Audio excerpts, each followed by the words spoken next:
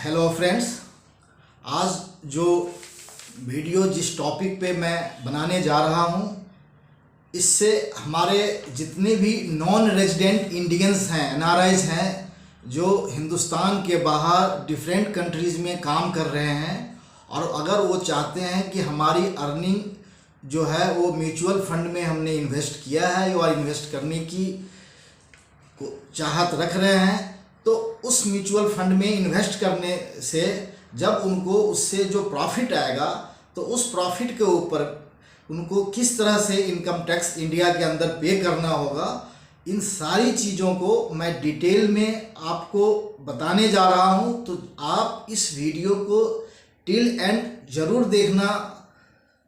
देखें ताकि आपको उस म्यूचुअल फंड से जुड़े हुए जो भी टैक्सेशन का जो इशूज हैं उसको आप सही मायने में समझ सकें और आप सही तरीके से टैक्स प्लानिंग कर सकें। तो आज का जो हमारा ये टॉपिक है taxation on mutual funds for NRIs, non resident Indians.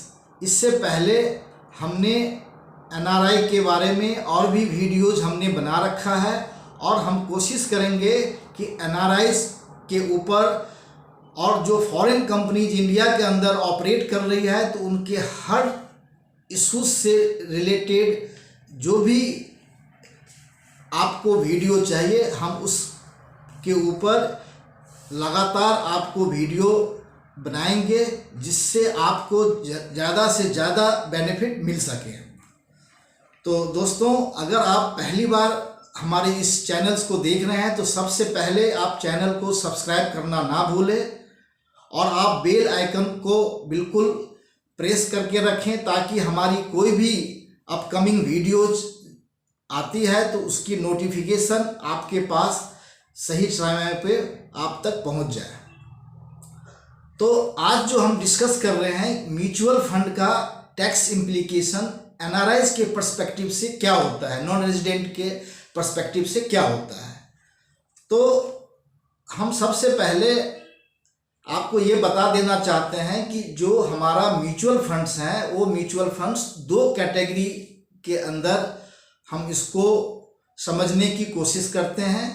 पहली कैटेगरी है जिनको हम बोलते हैं equity oriented mutual fund. Equity oriented mutual fund का मतलब ये है कि जो म्यूचुअल फंड में एक्सपोजर जो है इक्विटी के अंदर 65% और उससे ज़्यादा होता है तो हम उसको इक्विटी ओरिएंटेड म्यूचुअल फंड कहते हैं।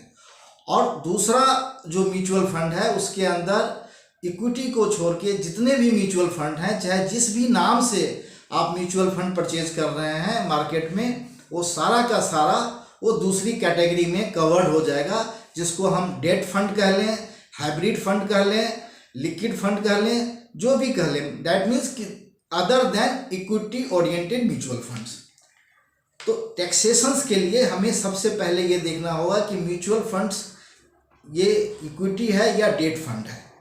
तो अगर हमने ये इक्विटी और डेट फंड को कैटेगराइज कर लिया तो अब हम आप टैक्सेशन के एस्पेक्ट पे आएंगे।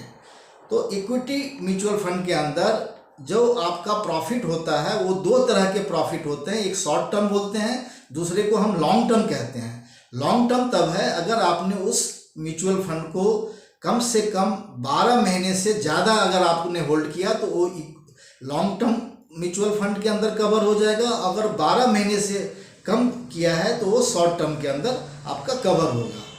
तो अगर आपने 12 महीने से ज़्यादा अगर आपने उस म्यूचुअल फंड को होल्ड किया है और उसके बाद अगर उस म्यूचुअल फंड को आप रिडीम करते हो, इन कैश करते हो और उसके ऊपर जो आपको गेन होता है, मुनाफा होता है, उसको हम लॉन्ग टर्म कैपिटल गेन बोलते हैं। और लॉन्ग टर्म कैपिटल गेन के कंडीशंस में जो आपको टैक्स रेट है वो फ्लैट 10% है विदाउट एनी इंडेक्सेशन। कंडीशन कि उस म्यूचुअल फंड के ऊपर एसटीटी आपका लगा होना चाहिए, सिक्योरिटी ट्रांजैक्शन टैक्स लगा होना चाहिए, जो नॉर्मली होता है। क्योंकि हम ये जो सेल और परचेज करते हैं नॉर्मली एक्सचेंज के थ्रू करते हैं, तो जब एक्सचेंज के थ्रू करते हैं तो एसटीटी ऑलरेडी उस पर लग जाता है। और जो दूसरा है आपका 12 महीने से अगर हमने कम उसको होल्ड करके और उसको रिडीम किया है तो उस पर हमारा शॉर्ट टर्म कैपिटल गेन बनता है जिसका टैक्स रेट 15% है। अब आपको जब ये ट्रांजेक्शन्स आपने कर लिया, आपको लॉन्ग टर्म और शॉर्ट टर्म जो भी आपके होल्डिंग के अकॉर्डिंग बनता है वो हो गया, तो आपको जो रेमिटेंस आएगा वो टीडीएस डिडक्ट होके आएगा। इसका मतलब अगर आपका लॉन्ग टर्म गेन हुआ है तो आपको म्यूचुअल फंड वाले आपको उस पर टीडीएस डिडक्ट करेंगे, जो कि लॉन्ग टर्म के केस में 20% वो टैक्स काटते हैं और शॉर्ट टर्म के केस में वो 15% टैक्स काटते हैं। और अगर यहीं पे डिविडेंड अगर आपको मिलता है तो डिविडेंड पे आपको 20% टैक्स आपको डिडक्ट होगा। तो ये रही इक्विटी ओरिएंटेड म्यूचुअल फंड की बात।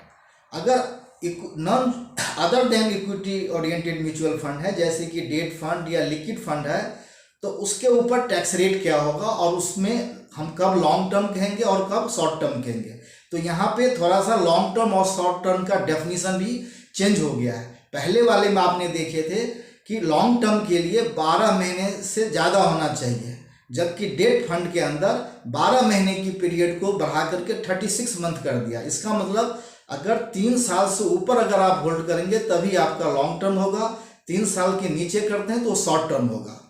अगर शॉर्ट टर्म होगा तो टैक्स रेट क्या होगा, टैक्स रेट जो आपका स्लैब रेट है, अगर आप 5% के स्लैब में फॉल करते हैं तो 5% टैक्स होगा, 10% के स्लैब में है तो आपका एसटीजी रेट आपको 10% होगा।